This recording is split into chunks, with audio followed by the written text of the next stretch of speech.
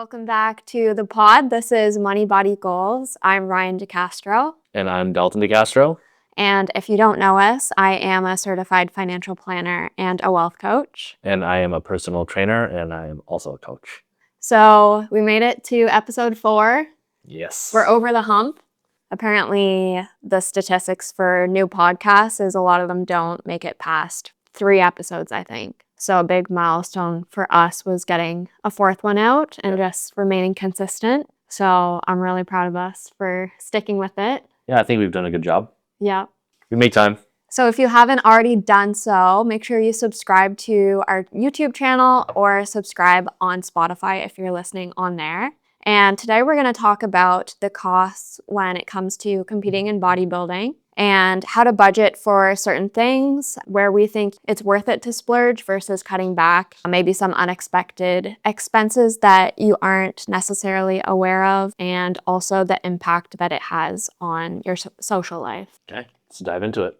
So starting off, I did make a spreadsheet and I'm pretty sure I can add the link in the description. So if you want a copy of the summary of the expenses, then I have that available. It's just in a Google Drive and I think it should be accessible to everyone. Mm-hmm.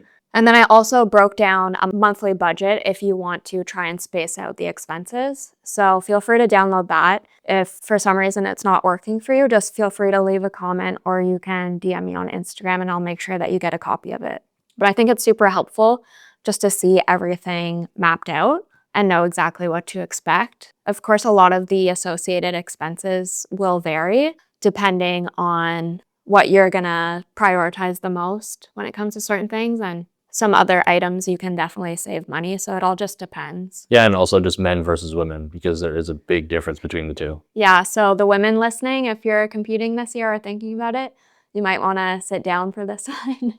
It's nice because I don't think a lot of people actually do this before they step into this world. They kind of go into it blindly, so us creating this budgeting system that you have here is really helpful for most people that are going to compete. Yeah. So first of all, I think we can talk about what to expect when it comes to groceries, meal prepping. Mm-hmm. So for us, I wouldn't say our grocery costs necessarily increased because we have been eating like this for a long time, right? Like we're always following a meal plan. And when it comes to being on prep, you're really just eating smaller portions, I guess. Yeah. And you might even see that your expenses decrease because you're not eating out at all. Yeah.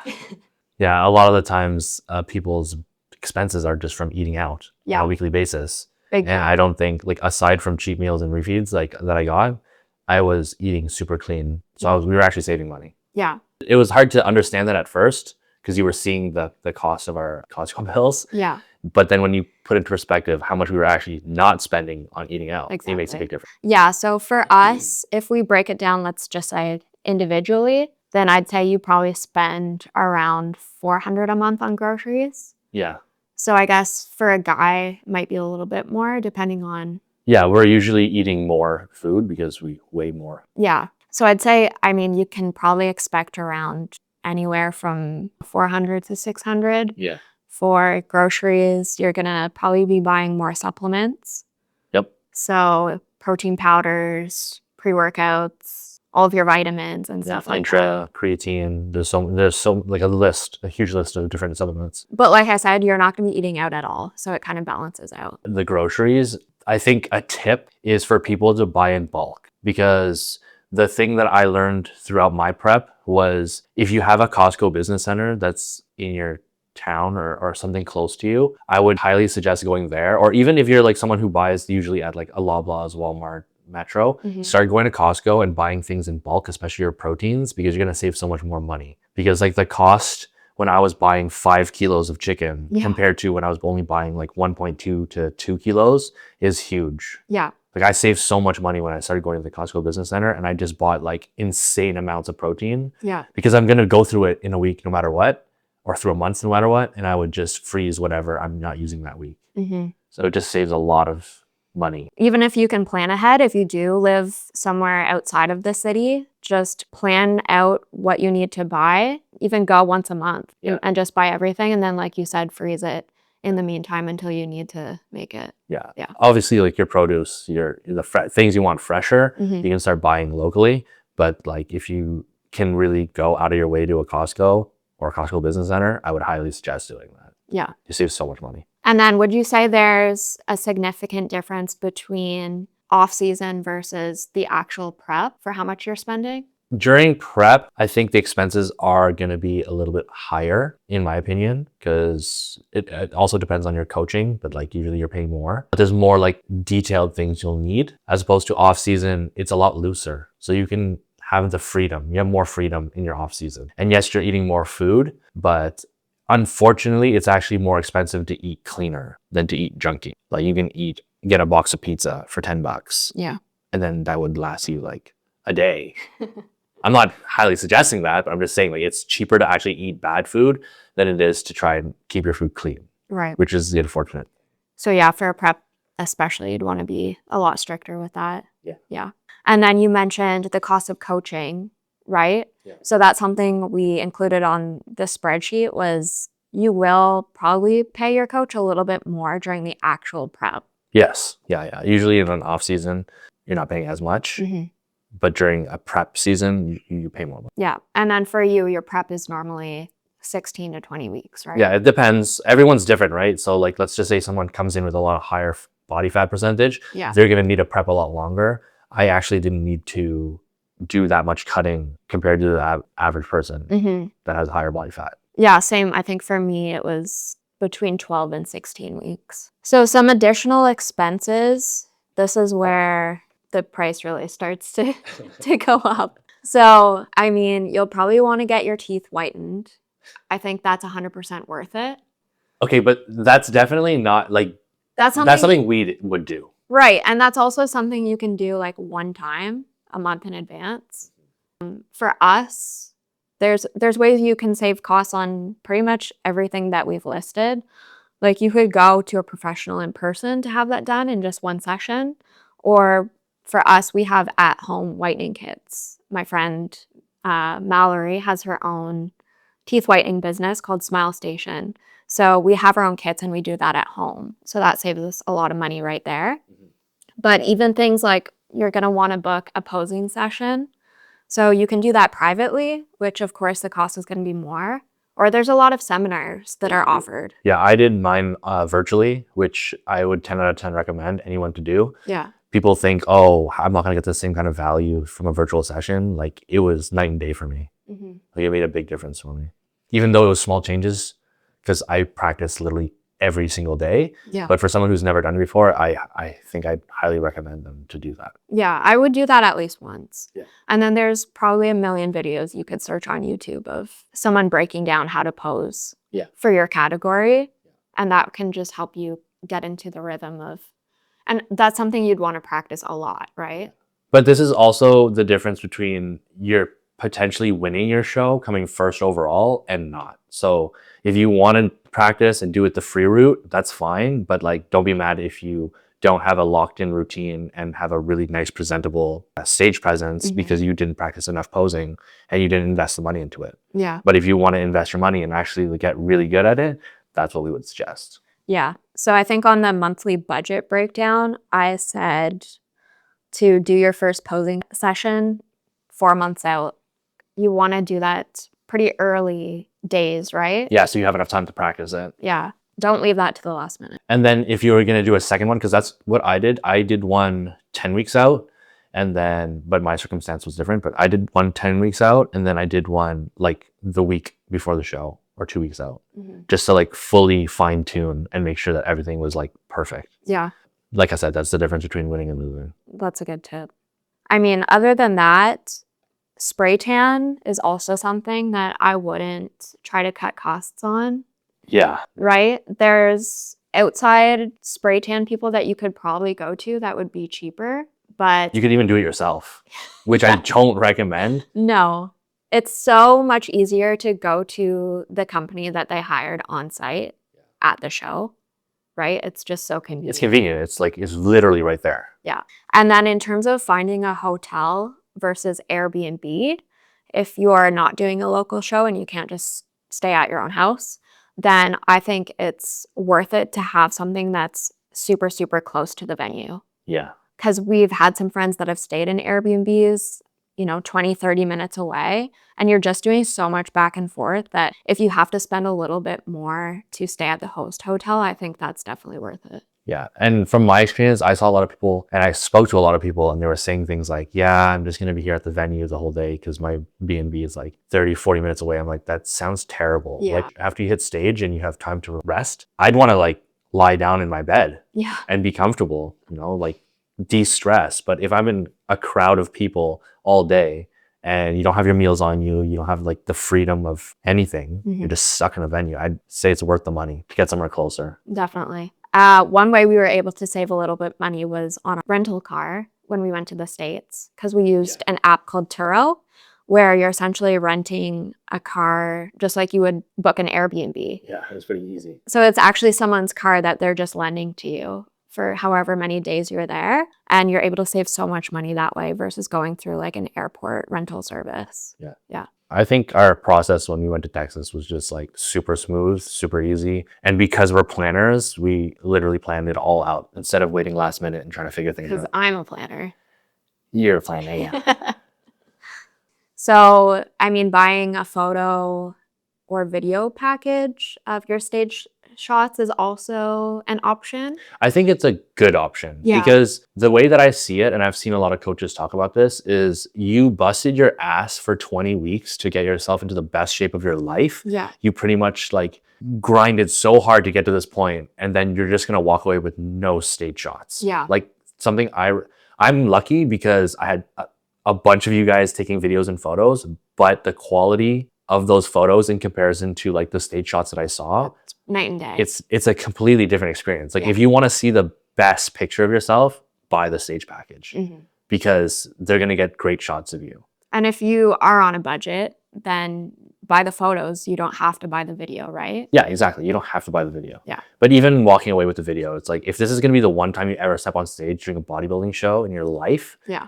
I think the $300 to $400 may be worth it. Yeah. Because you can keep that memory for the rest of your life. Mm-hmm. But if you don't have anything, you have no living proof that you even did this. Yeah. And I think that's really valuable if you're thinking of becoming your own coach and starting to do online programming for other clients, then you're going to want to be able to show some sort of credibility. Yeah. So having those photos and videos would really help with that. Yeah. I don't know a single person that hit the stage and like didn't have stage shots of himself. Yeah. Because like, why would you not want to see how you looked? Mm-hmm. Right? You worked so hard for that. And then in terms of the actual show day weekend, you're going to want to budget for spending a lot of money, I'd say post-show, right? Leading up to it, you're following your meal prep for the week. And then you might spend $60 on some snacks for a show day. But other than that, you're going to be excited to go out afterwards. Yeah. Right? You're The going to post-show meal is... go out for dinner, probably go out for breakfast the next day. So most of your money would be probably being spent out during that time. And sometimes you buy stuff at the show. Yeah. Like you see some vendors that you really like and they had some supplement companies and all that stuff. Yeah, don't ask me how much I spent on Alpha Elite clothes last year, but everything was on sale. Yeah. And then, so for women specifically, one of the biggest expenses for sure is going to be the cost of your suit, unfortunately. So expensive. So first place you can look is secondhand suits. I've seen a lot on Facebook Marketplace. And as long as they'll always tell you their measurements and their cup size. So as long as it's somewhat similar to your size, I wouldn't say it has to be tailored perfectly to your body because there's adjustments you can make on your own. Yeah. And also don't buy your suit when you're 40 pounds heavier than your stage weight. Yeah. Right? So some people have to prepare themselves where they're like, you're going to shrink into the suit. So if this suit fits you perfectly in your off season, that thing is not fitting you on stage. Like that thing's going to be loose. Like you can go on certain websites where it's a company who custom makes these suits for bodybuilders and they'll tell you what to predict your weight and your measurements to be kind of leading up to the show. So you can use that information and just use your best judgment when buying a secondhand suit. Because if you do get it custom made, I wouldn't necessarily recommend that for your first show It's just super, super expensive. Yeah. You know, it could range from $800 to over $1,000 if you're getting it custom made. You can even go on those websites like KH Customs is a really big one, and you can buy a pre-made suit from them that'll save you a few $100s. Yeah. I would, like, if this is your first show, I highly recommend just trying to save as much as you can on the things like that.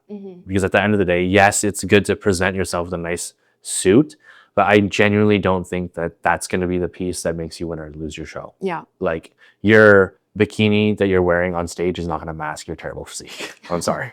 And same thing can be said for hair and makeup. You can save a little bit of money on that if you're buying it as a package. But if you're more than capable of just styling your own hair and doing your own makeup, for sure, I'd suggest that over spending $400, which I think is around what you would be spending.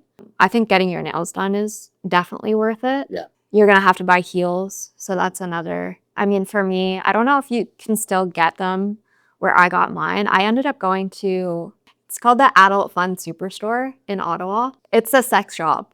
Like, they're essentially stripper heels that you're buying. And I was able to save money that way versus going through like an official bodybuilding company who sells these things. Some girl asks you, say, where'd you get your heels? They look really nice. Yeah, I got them at the local sex shop. Oh, it was a 2-for-1 special. They were exactly the same. So that was hilarious. I don't know if they still have them there, but I should. if you want to check it out. I'll tell some of my bikini clients to go take a look at that. Could be a fun experience. And then hair extensions, again, I think that does add value to like the overall package that they're looking for. But if you're planning this well in advance, honestly, just try to grow out your hair. Like, that's not something that is going to make or break you coming in first place, I don't think. But you do, like, you obviously still want to make sure you look as presentable as possible on stage. You don't want to look like a mess. No. You don't want your makeup to look god-awful. If you're not comfortable with doing your own makeup, to make yourself hit a stage, because those lights are really bright. So the way you do your makeup is not just some, hey, we're going out on a Friday night for a bar. This is like a different kind of makeup you need to do. So it's like usually heavier. Yeah, I think you can get other bodybuilders who have competed on Instagram. And if that look is something that you think you can handle on doing yourself, then go for it. But if not, it is worth just paying for that service. So when you break it down, the average budget just monthly, if we're talking groceries, gym membership, supplements, and then you're programming with your coach, you're probably looking at just under $900 a month. And then additional expenses, those essentially add up to around $2,400. But that's like not monthly. No. That's just at the end. And that's including if you have to travel for your show. So if you're doing a local show, you're obviously saving a lot of money there. And then just for women specifically, additional costs could be around $1,400 or more or less. And then for men, really, the only thing that's different for you is buying the shorts. Yeah, the guys are so easy. We show up with board shorts, but obviously it depends on your class because they could be trunks or the Speedo for the other categories. But we're buying one thing. We're not doing makeup. We're not doing that much. We have our spray tanning as well. Yeah. Other than that, it's nothing insane. You got it easy. Yeah, we definitely have it a lot easier. So then on the second tab, what I did is I just kind of spread out everything.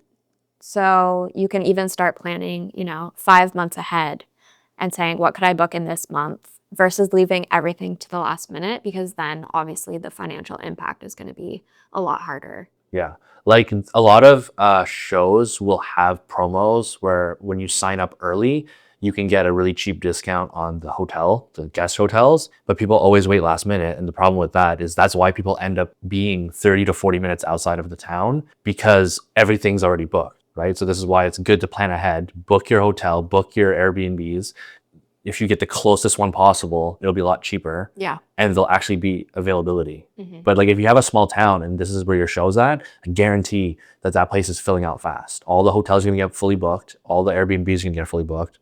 And you're gonna be stuck with like having to go to a different town just to show up to your show. So plan ahead is what we're trying to say. Yeah. And then one thing that we were talking about earlier for some things that you might not be considering is still paying for coaching even after the show. It's really important to do your reverse diet properly, I think, so that when you're done your show, you're not gaining a bunch of weight right away. Yeah, a lot of people's biggest mistake post-show is they just binge eat. And if you're planning to do another show within a short period of time, that's a horrible idea. Like, don't binge eat. But if you're not planning on doing a show anytime soon, still a horrible idea to binge eat because you're like a sponge. You're gonna absorb everything and you will bloat and you will get very fat. Like you will look absurd.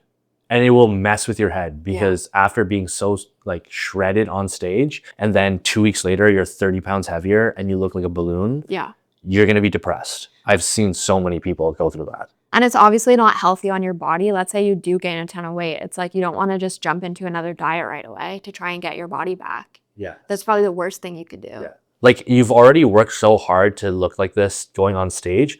Honestly, do 1 or 2 more weeks of like proper reverse dieting and then just go from there. But that's why you get a coach, right? You want to see how your body's behaving after the show. Yeah. And we're not saying don't enjoy yourself after the show for like your weekend. Like go out for dinner after your show, enjoy your Saturday and Sunday. Yeah. But starting Monday, don't just free for all your diet. It's gonna cook your gut health, and you're gonna expand. So a good segue from that is, would you say it's worth it to just do a bodybuilding show one time, or should everyone be looking at it as a longer term? That's a tough question because it depends on what your goals are, right? If someone just wants to do a bodybuilding show to just say they did it, that's fine. There's nothing wrong with that. Yeah. Like it's good for your experience. You say you did it, you push yourself through that. Yeah. And you feel accomplished. I think you learn so much about yourself through the process. Yeah. But if you're someone who's like, I want to dive into this and make this my world, or you want to go for a pro card, like that's a different story. Yeah. And I think that if you are trying to get into better shape, you can do that without doing a bodybuilding show. Yes. Right? Stepping on stage is like the lowest of priorities if your goal is just to get in shape. Yeah. To be honest, because being stage lean is not what I would even consider remotely healthy. No. Especially for a lot of the women because it throws off their hormonal balances. Like you guys are cooking your hormones just to step on stage. If you're doing that just for the funsies, like that doesn't make any sense. I think you should really consider like, if you have to sign up for a show just to keep yourself accountable, speaking from experience, then I think you just need to do a deeper dive into why that is and why it's so hard for you to stay consistent without like that super big goal. Yeah. Right. And this is also why you get a coach. Yeah. Because a lot of the times, like when you get a coach, the conversations you have with them is, why do you want to do this? Right. Or like they'll tell you or recommend if it's even worth doing a show for you. Yeah. Right. Sometimes they'll say, oh, I think the best course of action is we don't do a show this year and we focus on you growing and focus on these things before you actually step on stage. Because I personally don't think everyone needs to step on stage. Yeah. If you're doing like a CPA, MPC show, like I think if your goal is to lose 10 to 20 pounds or more and have abs, you don't need to be signing up for a bodybuilding show. No, because that's a different kind of shred. Like we said, you're going to be spending thousands of dollars in order to do this. Yeah. And your body on show day is super, super unhealthy. So I don't think you have to push yourself necessarily to that limit. Yeah. Just for the accountability. Yeah. Like I get it when people are like shredding down for the summer and they want to look good, but that's a different kind of lean. Yeah. Like they don't understand that stage lean versus like beach body lean are two different things. Like the difference between you can see your abs and I have less than 5% body fat, different story. But on the other hand, I do really admire the transformation category for summer shredding. Yeah. Like, I think that's incredible for people who go through that big of a change. But I think that's for people who just are really motivated to change their entire lifestyle. And they do see this as a long-term thing. But the thing about that is summer shredding is a completely different experience than other bodybuilding shows. My coach said this himself. He's never been to, and he's been to many bodybuilding shows. He's never seen anything like summer shredding. So that's a whole other experience and a whole other world, which I highly recommend. But like, you're not doing that to get your pro card. Yeah. Right? You're doing that for a really good experience and being surrounded by really great people, great environment. Yeah, and just pushing your boundaries, right? It's a perfect location for amateur bodybuilding. Yeah. And even just for people who are doing things like the transformation category, like I really do support those kind of things, but you'll never see that in the CPA or NBC or IFBB league. Yeah. Unfortunately, but that's just how bodybuilding is, right? Like you're not going to have the transformation categories in those kind of shows, and that's okay. Like I think Summer Shredding should keep that and let them have their thing. Yeah. Because they're doing great. I love it. I love to watch that. Yeah, that was amazing. Like my buddy Simon, who won the whole show, like he came from the transformation category and he lost over 150, 170 pounds. Yeah. And his transformation of his entire life is different now. Yeah. So seeing things like that is so inspiring. So yeah, at the end of the day, I think it just depends on, think of what your long-term goal is. Yep. So just to wrap it up, what would you tell people about the impact it could have on your social life in general? You will struggle for sure. You will struggle to have a social life because your energy is always low. You can't go out and just eat all the food that all your friends are having. So sometimes there were times where my friends wanted to go to get like sushi and like I can't go because I'm not going to put myself through that where I just sit down and watch people eat. Yeah. Right. So you have to pick and choose your battles. So a lot of social things that involve food and drinking, like you're trying to avoid. You can still hang out with people, but you're trying to put yourself in positions where you're stress-free. Yeah. I think the easiest thing is honestly to just avoid a lot of social settings. But pick and choose your social settings. Like, don't be trying to go out every weekend. Try not to say yes to everything. Yeah, exactly. So as you get closer to your show, you're going to be feeling really drained and losing a lot of energy as well. Yeah. So you really have to be selective on what you're saying yes to. And you're going to have a lot of early nights, right? If you're working, you're going to be focused on your job throughout the day. You really can only save the rest of your energy to get through your workout. You're going to want to be going to bed early every night, getting a good sleep, and just... You need to properly allocate your energy sources in the right things. And I'm not saying that being social and seeing your friends is not the right things, but at the end of the day, your main task is to step on that stage and do the best you can. So you have to make the sacrifices. Yeah. Like you don't have to say yes to your friends going out every night or your friends even once a week. You know, like they're going to get it. If you have the right group of friends, they'll fully understand what your goal is and what you're trying to do. Like my friends were really supportive and they understood like Dalton's doing a bodybuilding show. Like we don't even need to continue asking him to go out. Right. And I wouldn't even be offended if they didn't because. But I mean, even if they do ask, it's important to have friends who understand why you're saying no. Yeah. And that's exactly why. You have to be super dialed in. Yeah. Surround yourself with a good support system is really important. Yeah. Right. If you're constantly hanging out with people who are always questioning why you're doing what you're doing and trying to peer pressure you into things that aren't going to help you succeed, then you just have to be careful about that. And it's the same thing with your partner, right? So fortunately for us, we're married, but like for some people who have a girlfriend, boyfriend, partner, if their partner does not support them by like, hey, I understand my partner's on a diet, I'm not going to keep coming home with a bunch of junk food and stuff my face with McDonald's while they're eating their chicken and rice, you know, like try to understand what your partner's going through and support them. And sometimes like you understand this fully, like I just didn't have a lot of energy to do a lot of things, right? So it wasn't anything malicious towards you. It's just sometimes I just didn't have the energy to go for that walk that day. You know, I really needed to take a nap that day. Yeah. And I get that because I have competed in the past. But for someone whose partner just doesn't really know a lot about the whole bodybuilding thing, then just communication is really important. Yeah. Like me having to tell you like, hey, I'm at a 2 right now, 2 out of 10 energy. I can't do this task, you know, but you were very understanding and it was good. Like that's why I thought like you did a great job supporting me. Yeah. I just, did my own thing. Yeah. And that's okay. We talked about the social piece. So another thing when you're trying to consider doing a bodybuilding show, other than the social aspect, is your physical, emotional, and mental. So physically, you're going to be very drained, right? You're allocating all of your energy into the workouts that you do so that you can make sure that you see the results you want. Emotionally, your hormones are all over the place, especially for women. Like that's correct. It's such a hormonal battle that you're going through. Even for men, like when you're dieting down that hard, like your hormones are taking a beating.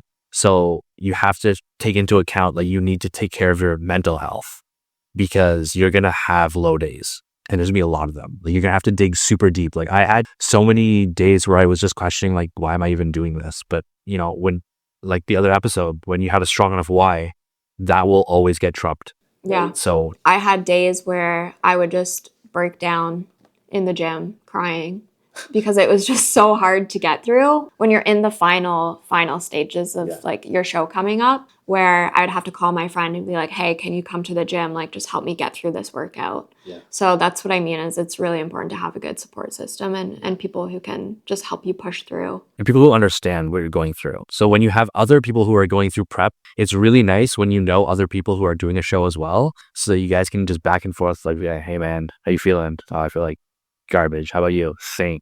You know? So if anyone's watching this who is lacking that, like, feel free to message either of us anytime. We're more than happy to just help you push through. You want to find yourself a good community. Even if I have no idea who you are, like, literally just send me a message. I'm always down to talk to strangers. Yeah. All right. So I think we covered pretty much all we could think of. Like, if you guys have ever done a bodybuilding show, if you guys have ever done a bodybuilding show and have other tips and tricks for some of the other watchers, viewers, and we'd love to hear your thoughts. And if you're even thinking of doing a bodybuilding show, holy, I can't speak right now. If you're ever thinking of doing a bodybuilding show, drop it in the comments and I'd love to hear your story. Yeah. All right. So if you liked that video, please drop us a thumbs up. And if you haven't done so yet, please click that subscribe button. We appreciate everybody that supports us and we love making these videos. So as mentioned before, if you have ideas for other topics you'd like us to cover, we're very open to doing so. Like, this whole idea was actually because of one of our friends asking and was curious how much it actually costs for a bodybuilding show. So this entire episode, this was for you. You know who you are. Cool. All right. All right. Thanks for watching. Thank you. We'll see you in the next episode. Bye.